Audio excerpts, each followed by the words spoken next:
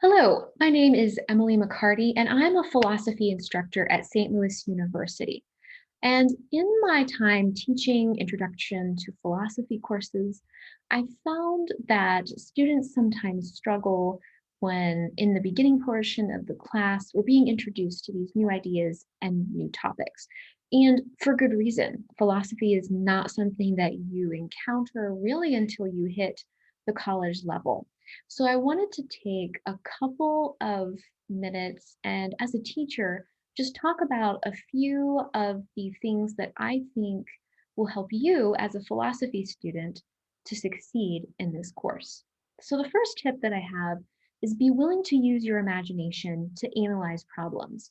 So throughout the philosophy course, whatever kind of philosophy course you're taking, you're going to be encountering problems and questions, and you're going to be asked to analyze the argument.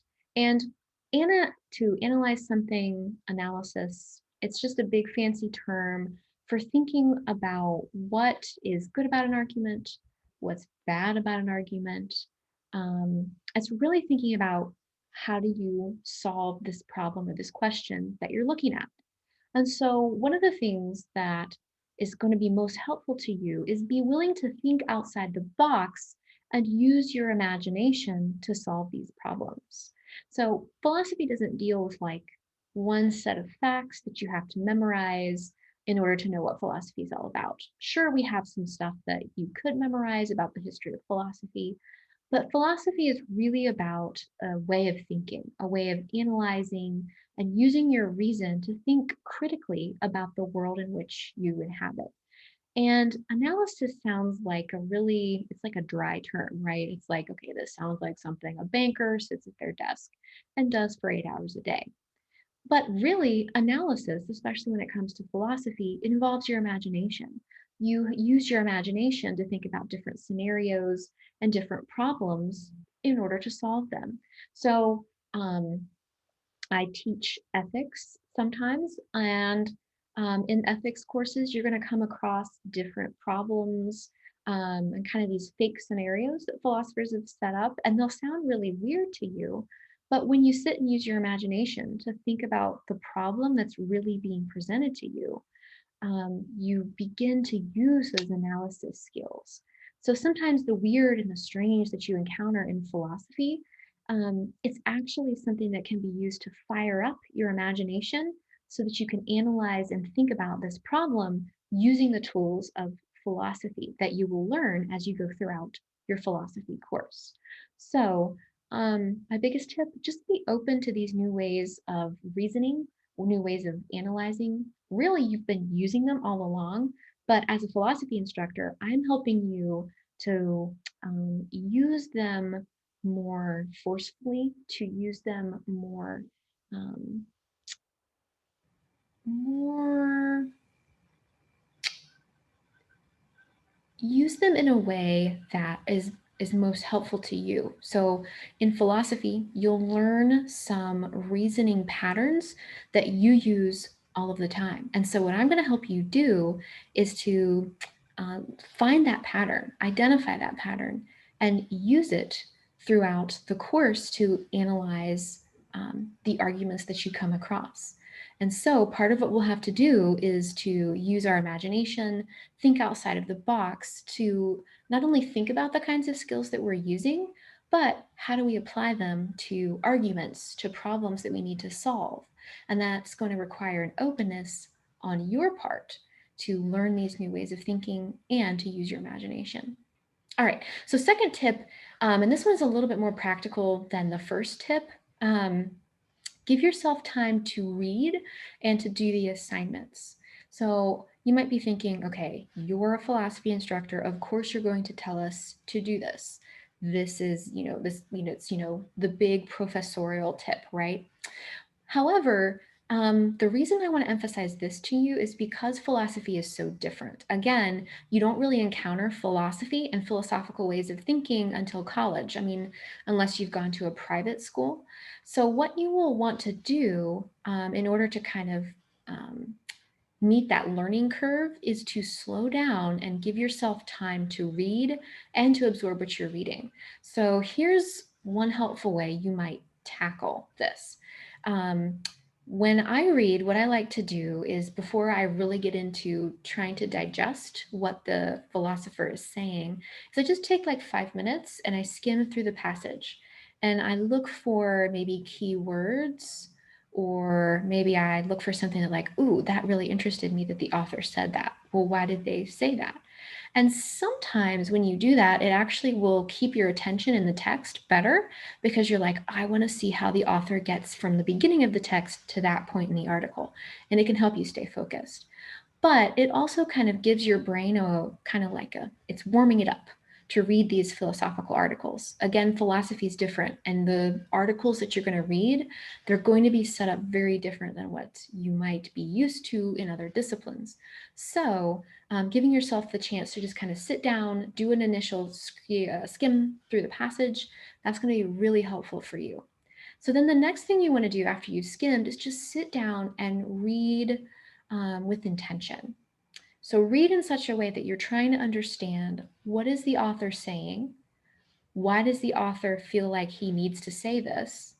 And what are his reasons for getting to this particular point that he wants to make? So if an author makes the conclusion or reaches the conclusion that human beings are essentially corporeal, or in other words, human beings are just physical beings. There's no such like thing as like a soul. You should be like, ooh, that's an interesting point. How does the author get from the beginning of the article to this particular conclusion? What reasons or evidence does he offer you for that conclusion? So reading in such a way that you're trying to slow down and understand, okay, this is the author's conclusion, but why does he think that way? So, two-part way to read: skim, see if you can pick up on anything important, and then delve really into the text and read with intention. And the same goes with the other different assignments you might find throughout the course. Give yourself time, especially with reading and writing. Don't do things last minute because, again, that learning curve, philosophy is very different. And it's going to take you time to learn this new way of thinking. But also, good work is not done in the 14 hours before a paper is due or before a reading is due. So give yourself time to absorb, and plus you'll also be much less stressed out about these assignments. Okay, so tip number 3 is to ask any and all questions. All right, so you might be thinking, okay, I've been open to these new forms of reasoning. I've been giving myself time to really absorb the things that I'm reading as a new philosopher, but I still end up at the end of these articles with all of these questions. And you know what? That is totally okay. In fact, that's kind of the point of philosophy, is we want you to be asking questions about not only the world that you inhabit, so we might read things, you might read things in your course that challenge the way that you currently think about the world, or about how we come to know things, or about what the nature of human beings are like. And that is okay. And you might also encounter things that challenge you in terms of um, maybe the beliefs that you hold. So maybe you might have thought one thing, and then after reading a couple of pieces, you're like, I'm not sure that initial position that I held, that's actually what I think. So it's okay after reading a text to have a lot of questions. And that's kind of for two reasons. So one of the reasons is the one I just mentioned. Philosophy just challenges the way that you currently think about the world and about the beliefs that you hold. But the second and kind of more practical reason why you might have questions is that philosophy sometimes is dense and it's hard to read. And sometimes, even as professional philosophers, we don't understand some of the things that each other writes. And so we have to ask questions of each other to understand, well, what did you really mean by this statement? What did you really mean by what you said here? And so your professor is going to want you to ask those kinds of questions, those clarifying questions, questions about the text, and even questions about, well, if the author thinks this is right, what does that imply about this other issue? So one of the things I teach in my courses is we're going to talk about the nature of human persons. And one of the implications of the nature of human persons is, well, what do we do about those, or what do we do about cases where someone might be incapacitated and they seem to lose that thing that makes them distinctively human? How do we handle cases like that? So if you have a certain view of human nature, you have to answer questions about um, sometimes issues in ethics. And for my students, those are things that we think about, connections between different ideas. And so you might come to a text, you might get done reading it, and you might have all of these questions about, well, if the author says this, what does this imply about this other thing? Or what does the author just mean by this? Maybe you just read something and you're super confused. And that's an okay place to be. And part of the job of any philosophy instructor is to help you to understand what you're reading, to understand what philosophy is trying to do. And again, you're going to encounter those difficult arguments. So don't be afraid to ask those questions so that you can work through the text for yourself. And chances are other people in your course are also going to be asking those same questions. So don't be afraid to ask those questions of your professor, ask those questions of each other, and maybe you have discussion groups in your course. Philosophy is really all about asking and answering questions. And it's like that because philosophers are the ones who hold the tools for analytical inquiry. We hope that the tools we give you through logic, the tools we give you through understanding the kind of reasoning forms that you do, those are going to help you to ask good questions and also get answers to the good questions that you're asking.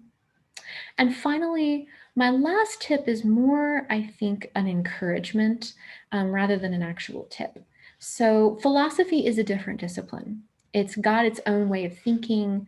It's got its own tools that it uses to discover. And again, it's not really something that you encounter unless you've gone to private school until you get to the college level. So don't be discouraged if in your course this just feels really hard. It does not mean that you lack a kind of intelligence. All that it means is that you've hit a hard subject, you've hit something that's new to you. And I would encourage you to just keep pushing through, keep working hard at it. Because I know for myself, learning these philosophical tools has helped me to grow not only as a thinker, but as a person. So, as I've learned to analyze arguments throughout the years, and especially at the beginning, I learned to be a little bit more cautious in my stance on certain issues. So, part of philosophy is you study other people's arguments, including opposing arguments to your own view, to understand why does that person think the way that they do.